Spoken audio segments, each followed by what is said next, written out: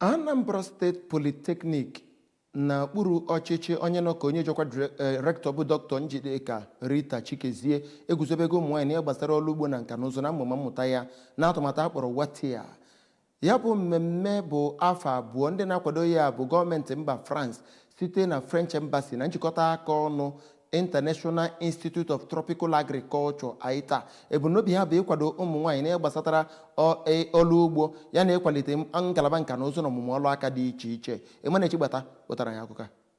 Mmemme bụ nke were ọnọdụ na Polytechnic nke dị na Mgbakwu dị n'okpuru ọchịchị Ọka North ma bụrụ nke enebanyere anya na ọtụtụ ihe eji akpata nri nke gụnyere ịkọ azụ, ime garị nakwa ọtụtụ ihe ndị ọzọ dịgasị iche iche. N'okwu ya ka osote onye isi na ya bụ Polytechnic mere ka amata na ya bụ ọzụzụ ga-enye aka n'ịfụ na nri na-adị yafu ma nyekwere ọtụtụ bụ ndị sonyere na ya aka. Otu onye litere erere na ya bụ ọzụzụ kelere ya bụ ụlọ akwụkwọ maka ya bụ ọnọdụ nke enyere ha ma kọwaa na ha ga-eji ya wee bụrụ mmadụ n'ọdịnihu. Site na Anambra Polytechnic Mgbakwu, abụ m Emmanuel Chigbata maka akụkọ ụwa ABS.